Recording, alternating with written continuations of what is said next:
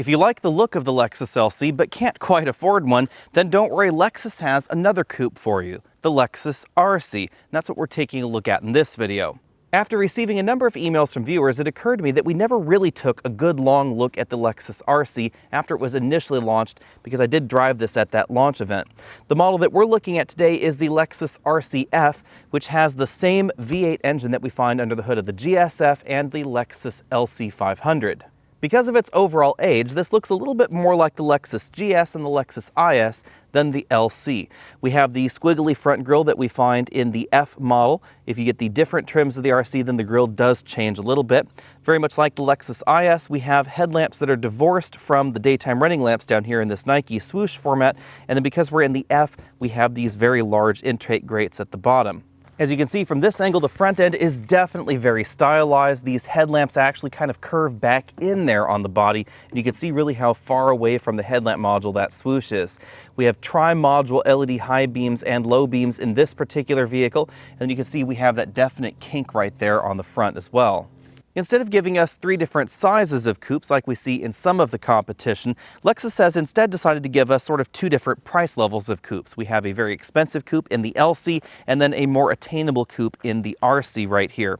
The RC itself is kind of interesting because instead of being just an IS coupe or a GS coupe, this is actually kind of a melding of the minds, and this shares structure with both the IS and the GS, and that's why the overall size is a little bit different than either of those vehicles. As you could probably tell from the side, the F version of the RC gets a little bit wider than the regular model, so we actually have some slight fender bulges there, and unlike less expensive vehicles, Lexus actually changes the sheet metal in this car. So this entire side panel right here of the vehicle is different in the F versus the non-F model. Out back, we find tail lamp modules that are full LEDs. They mimic the shapes going on up front. We have LED turn signals and LED backup lights as well. These quad stacked exhaust tips that are very distinctive in the F model.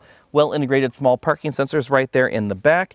And the other thing you'll notice from this angle is that the F is wider than the regular versions of the RC. This is basically the same that we see in the Europeans as well, but different than other high-performance vehicles out there, because they didn't just tack on some fender flares, they actually changed the sheet metal of the vehicle. The wider body really gives the F a more muscular appearance, then we have that sharp crease right back there on the rear bumper. Under the hood, we find an engine lineup that's a little bit different than what we see in the European competition. The RC300 rear-wheel drive starts with a 2-liter 4-cylinder turbocharged engine. It produces 241 horsepower and is mated to an 8-speed automatic transmission, sending power to the rear wheels only. If you want all-wheel drive in your RC300, then we actually get a different engine. We get a 3.5-liter V6, naturally aspirated, that produces 260 horsepower, but they remove the 8-speed and give us an older 6-speed automatic in order to accommodate the all-wheel drive system. If you want more power, then we move up to the RC350, which uses a 3.5-liter V6 engine, but bumps the power up to 311. That model has an 8-speed automatic transmission and rear-wheel drive, but again, if you want all-wheel drive in that model, then they actually remove the 8-speed, put a 6-speed back in, and then give us all-wheel drive. And then we have this model right here, the RCF. This model uses a 5-liter V8 engine, and it is one of the last remaining naturally aspirated V8 engines that you'll find in the luxury segment. This is basically the same engine that we find again under the hood of the LC500 and of course the GSF, but not the same engine that we find under the hood of the LS500, because that actually uses a twin-turbo 6-cylinder engine.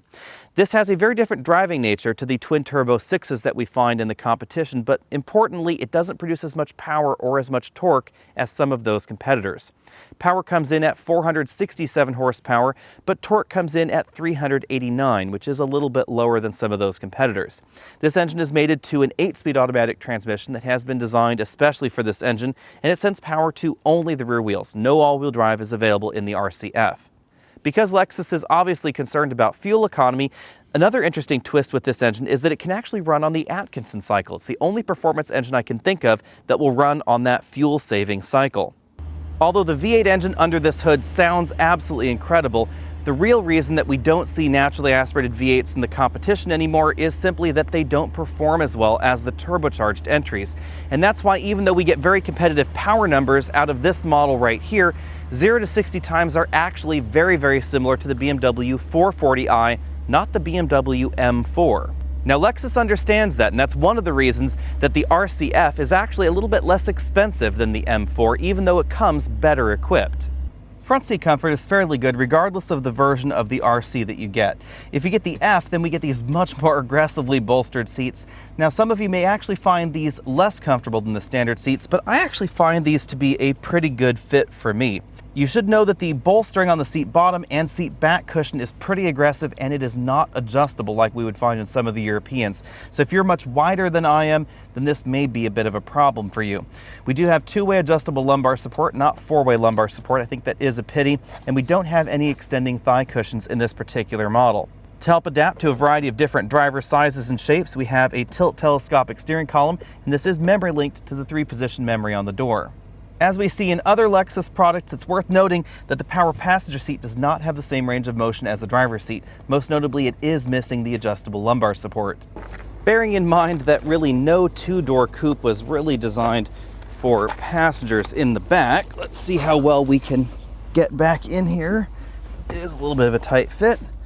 The front seats are powered, and then if I put that back like that, it's going to try and scoot right back into position where I actually had it adjusted for myself at 6 feet tall. And ooh, it just barely misses my legs, although I'm not sure if I could actually get my feet out of that footwell right there. Now my knees are digging into the seat back definitely for sure, and there is not a lot of headroom back here, but this is actually a little bit more comfortable than I thought it would be. Actually a little bit more comfortable than the Lexus LC as well. As with many two-door vehicles, this is a 4-seat coupe, so there's no middle seat here. Instead, we get 2 cup holders right there with a removable divider, and then we have a fairly small armrest that drops right there. As you'd expect out of a vehicle with a price tag that goes over $70,000, even though these seats are micro-sized back here, the fit and finish and the materials quality is still very high. So we have soft touch materials on the sides right there, suede inserts on the side, soft touch armrest. The fabric for this headliner goes all the way down those B pillars, and then again, that soft touch armrest right there. On top of the trunk lid, we have a pop-up carbon fiber spoiler in this particular model, and then behind the trunk lid, we find just over 10 cubic feet of storage space. It is fairly square, but it is also a little bit smaller than you'll find in the Lexus sedans, which are closely related to this. It also is a little bit less than you'll find in some of those larger European offerings. Under the load floor, we don't find a spare tire in this particular trim, but if you get the lesser versions of the RC, then there is actually enough room down here to put a spare tire, albeit a small one right down there, cargo area. Because of the brakes and the tires and wheels on this particular model, we just get the can of emergency fix-a-flat. All 4 seats have the F logo embossed right there in the center of the headrest, and these seats are sort of an imitation 5-point harness seat. So these holes right here on either side are just decorative. They're not designed to support a 5-point harness. It's a little bit difficult to see this on camera, but we have this really eccentric headliner in this particular model. The waviness that you're seeing there is not a distortion of the camera. This hatch pattern actually has this kind of motion in it that you see right there. It looks sort of like a disruption in the space-time continuum or something like that from Star Trek. I really like this overall look, and I wish that Lexus would put this in other models because it's kind of an interesting conversation piece and definitely more interesting than just a boring old headliner. Be sure and let me know what you think about that headliner down there in the comment section below. Let me know if I'm crazy. The seats in this particular model are this attractive navy blue with an ivory insert right there in the middle. These seats are perforated in the middle because they're heated and ventilated, and these also have kind of an eccentric design going on to them. You can see that we have those interesting stitch lines that intersect right there as they go down there towards the bottom of the seat, and then we have a very similar pattern right down there on the seat bottom cushion. The front doors feature an ambient lighting strip. It's a little bit difficult to see it, but it is right there above that trim piece. As you'd expect in a luxury vehicle, most of the door is made from soft touch materials, including the upper section. The piece is right there around that ambient light strip again, which is right there above that trim piece. We have some carbon fiber right there with some blue inserts to match the seats, and then some Alcantara inserts right here on the back of the door, and then hard plastics right down there at the bottom. Taking a closer look at the carbon fiber, you can see those blue threads right there inside, and that coordinates with the blue stitching that we see throughout the cabin. The glove compartment is a slot-style compartment. I wasn't able to fit a large tablet computer inside. The overall dashboard and interior design is definitely a little bit more Lexus IS than Lexus GS, although actual part sharing is pretty minimal between this and the 4-door sedan. Working our way down the dash, we have our engine start-stop button, 2 air vents, an analog clock, because every luxury car has to have one of those. We then have the controls for the 2-zone automatic climate control system. An interesting touch with these controls is that we actually have some touch sliders on each side that allows you to vary the temperature right like that rather than just simply touching. Of course, you can touch down here on the bottom if you just want to up or down your temperature by 1 degree. We then have dedicated buttons for the rest of the climate control functions, a single slot optical disc player right there, some direct access buttons for radio, the media interface, track forward, backward. We have a power volume knob, a tune knob right there, and then under here you can see that we have the logo for the Mark Levinson system because this vehicle does have that option. Now, in case you're wondering, there used to be an SD card slot right here behind this, what looks like a door, but this is no longer a door for 2019 because software updates are not handled that way. So instead of actually removing that and giving us something different, they've really just glued the door on. Continuing our way down from there, we have the controls for the heated and ventilated seats, heated steering wheel button. Then we have a pretty traditional console shifter. Drive is all the way back right like that. If you want the manual mode, that's over to the left. We push away from the driver for up, pull towards the driver for gear down. To the right of the shifter, we have the drive mode knob. We press for the normal mode or the custom mode, rotate around for Sport, Sport Plus, or to the other side for Eco. We then have a button to turn off the stability control system, and then a very interesting button right here for the F model, which is the torque vectoring differential. That is an option, but it's definitely an option I would get if you're looking at the RCF. This is one of the few torque vectoring differentials in the luxury segment that actually allows you to adjust its behavior. There are 3 different steps. We have normal, slalom, and track, so you can actually adjust how aggressively that axle is actually sending power across the rear. Then, of course, there's a snow mode if you should find yourself caught in a blizzard. As with other Lexus models, this vehicle continues to use the Lexus Touchpad interface. It offers haptic feedback, a button for the map, menu, and a back button, as well as a contextual pop-up button right there at the back. This is probably my least favorite input method, as I've said before. Then to the right of that, we have 2 large cup holders. In this model, the center console is covered in faux suede, and if we open it up, we find a small storage cubby where we have 2 USB inputs, auxiliary input, 12-volt power port, definitely enough room to store larger smartphones right like that. The instrument cluster is a little different in the F than the regular model. We have a physical speedometer over here that is 1 small dial, and then everything else that you're seeing is being displayed by a large LCD. We have a physical ring around this area of the display, but that does not move like we see in some of Lexus's other F-Sport models. And kind of an interesting touch, we have an Eco mode, as I said before, and that removes the tachometer and gives us this sort of like Eco display right there. But as you can see at the bottom of that, we can still have the torque vectoring differential in track or slalom mode, while we have the drivetrain in Eco mode. I think that's personally hilarious. We have some custom modes, normal modes, Sport and Sport Plus modes that change the display a little bit, and then we'll find our trip computer and F-specific gauges over here on the left. So for instance, our G-force there, tire pressure, the status of the rear wing. You can get a torque distribution screen. We can also get turn-by-turn navigation directions, readouts from the media system in the vehicle, status of the vehicle's active safety systems, warning messages, and you can adjust meter and certain vehicle settings from this display as well. The steering wheel is this thickly rimmed 3-spoke model with sport grips on the sides, a white indicator right there so you know which way is straight forward. On the left side of the wheel, we find the infotainment buttons, a voice command button, dedicated phone buttons. And then on the right side, we find the controls for that multifunction LCD, back button, page change button, and a distance button and lane keeping assist buttons. Those work with the cruise control stalk that's right back there. It rotates with the steering wheel. From this angle, you can also see the shift paddles. We have down on the left and up over there on the right. In case you were wondering, there is a little badge right there showing that we are in the Anniversary Limited model. It's over here on the driver's side door. Let's get our performance figures out of the way up front. We ran 0 to 60 in this model in 4.5 seconds. There was a little bit of rear wheel slip, but not as much as we find in some of the competition. That's actually a little bit faster than the first time I was able to drive the RCF, and that's likely because it was a little bit hotter and a little bit above sea level when we had that test. I believe it was out in Georgia. This is also a little bit faster than the GSF that we tested out here on our own home turf, because this does appear to be a little bit lighter than that model, although it is again using the same engine. It's also interesting to know that this is actually faster than the LC500 as well, because the RC is a little bit lighter. Now that surprised me a little bit because we actually get a more modern transmission in the LC500 than we find in the RC. Stopping distances were very short for this category, as you'd expect for a performance trim. We stopped from 60 miles an hour back to 0 in 110 feet. That does obviously stretch out if you're looking at the RC300 or the RC350. Overall handling ability in the RC is good, whether we're talking about the RC300, the 350, or the RCF. That shouldn't be too surprising because Lexus has long focused on handling and driving precision.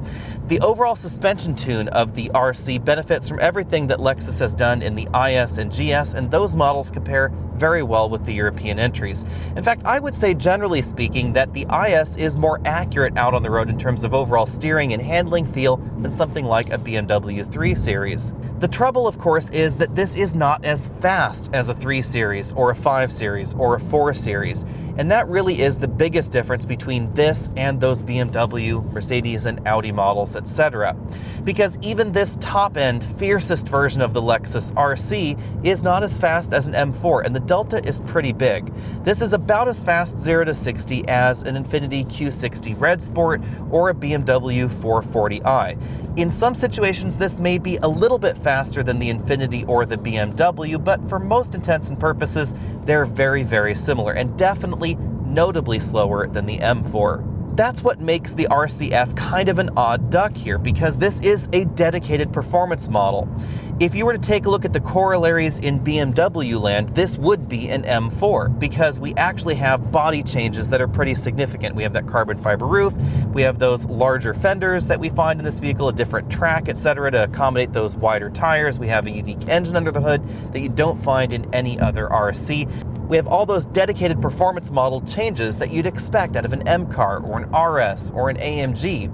Yet we don't have the thrust that we would expect in those models. Instead, this actually has more of a classic feel. On the flip side, if you're looking for more of a traditional option, this is going to be really the only one. We have that classic V8 engine note, we have power that builds with the RPMs, we don't have that same sort of low-end torque that we find in a turbo engine. There's absolutely no turbo lag, no delay in waiting for all that oomph. And then of course, there's that noise, because the V8 sounds incredible. The downside again is that it's just not going to be as fast as those turbo competitors. Because of the overall mission of the RCF, the suspension in this vehicle is definitely firmer than the regular RC model, but we again do have that adaptive variable suspension, which does smooth things out a little bit. Now, it's important to remember that when comparing this against something like a 440i, that the 440i is actually going to be a little bit more comfortable, a little bit more compliant, because it's not a full-on performance model. In terms of overall ride comfort, this is definitely more... it's definitely more appropriate to compare the RCF to something like the M4 than the 440i. This performs very similarly. We feel a lot of those smaller imperfections coming into the cabin because we have those lower profile tires and of course that tweaked sport suspension in this model. In our cabin noise test, this model came in at 70 decibels. That is a little bit louder than I expected it to be. That's likely because this is the model with the performance tires and of course the louder engine and exhaust. In terms of overall fuel economy, the RCF has done fairly well for itself. We've averaged about 20 miles per gallon over a week of mixed driving. That's likely thanks to the more aggressive fuel-saving technology that we see in this model versus some of the competitors' high-performance trims. Although we don't find cylinder deactivation under this hood like we do find in some other high-performance V8 engines, Lexus instead gives us that Atkinson cycle operation. That's basically the same cycle that the Toyota Prius operates on, and it basically has the same effect when it comes to overall fuel savings here. The RC is an interesting option in this segment, whether we're taking a look at the 300, the 350, or the F. They all have the kind of handling precision and overall driving dynamics that a performance enthusiast would be interested in, but unfortunately they all lack the thrust that I think a lot of the rest of us would be interested in, because depending on the vehicle, sometimes I am willing to give up a little bit of handling precision to get the extra acceleration. And that really would be the tough choice between choosing something like this and a BMW 4 Series. In terms of overall suspension tuning and overall driving dynamics, this is definitely superior to something like the Audi A5 or Audi S5. The weight balance here is definitely much, much better for performance driving, but again, the thrust is definitely a problem. For 2019, the RCF starts at $64,750. This is the least expensive way to get your hands on the Lexus 5-liter V8 engine. That price tag is actually a little bit surprising because it's nearly $20,000 less expensive than a GSF, which is actually related to the RCF, and about $30,000 less expensive, of course, than Lexus's other coupe, the LC500, which uses basically the same engine. Remember that the Lexus RC is not exactly an IS coupe and it's not exactly a GS coupe. It's actually a melding of the two vehicles together with actually some parts from the old Lexus IS tossed into the middle as well. That does make the RCF one of the less expensive performance options in this segment, but of course you can add a ton of features as we typically see from Lexus. You can add the carbon fiber roof, the rear wing, the torque vectoring rear axle. Factory navigation software is extra, as are the heated and ventilated seats, and of course premium audio. This could get you all the way on up to about $81,250, about the same price as a base Lexus GS. The overall price range and the overall performance ability of the RCF make it stack up a little bit differently than a lot of the competition. Let's start taking a look at that now. We first up have the Bmw M4. It starts at $69,150. It is more expensive than the RCF, but it is also much faster. Remember that when you're comparing a naturally aspirated engine to a turbocharged or supercharged engine, overall power figures are not everything. It's the way the vehicle delivers its power as well. And that's why the BMW M4 is so much faster than the RCF. But oddly here, I think that the Lexus is actually the better balanced one. It's a little bit less prone to oversteer when you're really pushing it, and the overall feeling is very, very linear. Part of that is due to the naturally aspirated engine, and part of it is just due to the overall suspension design that we see in the Lexus. Lexus generally designs very engaging sedans, and if you actually take a Lexus IS, for instance, and a BMW 3 Series out on a track back-to-back, you'll really notice that the Lexus IS has a very well-sorted suspension. The overall suspension tuning, the overall steering tuning, and everything make it easier to drive the Lexus IS a little bit harder.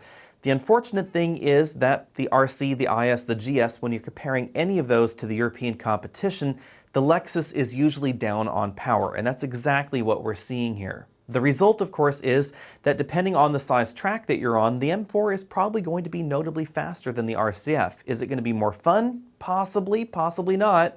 The RCF does actually make a really good proposition for itself in the fun department, but is it going to be faster? Probably not. We don't know what's in store next for the M4. We do expect it to hang on for about another year or so, because BMW just released the new 3 Series, and of course there'll be a new 4 Series based off of the 3 Series probably sometime next year. Where the RCF really plays well compared to the M4 is overall price, because you can definitely get your M4 more expensive than the RCF when we're talking about a comparably equipped vehicle. The RCF is also going to be the more reliable vehicle, the less expensive vehicle to keep around. So if you're thinking about buying one of these vehicles and keeping it for 10 years or 15 years, if you really are looking for that long-term ownership, then the RCF is going to be less expensive to keep around. It's going to be more reliable. Just the overall design of the engine, etc., means that less is likely to go wrong. Next up, we have the Mercedes-Benz C63. It comes in a C63 and a C63S format, both of which are definitely expensive. The S version starts at $75,500, so nearly $10,000 above the Lexus. In terms of overall appearance, I think that the Lexus definitely looks more aggressive, but I have to say that I prefer the overall looks of the Mercedes just a little bit more. I also like the way the interior is done in the Mercedes. There's a little bit more opportunity to customize your Mercedes than we see in the Lexus, but you're definitely going to have to pay for that. In terms of overall performance, the Mercedes is obviously going to be faster than the Lexus, but it's going to cost more, and that cost delta is pretty significant. It's at least $10,000 in the base model, and that delta grows as you start adding options to the Mercedes. We see a very similar thing if you were to compare the Lexus to the Audi Rs5. The Rs5 is already a little bit expensive at $74,200, but start adding options and it can get notably more expensive, just like the Mercedes.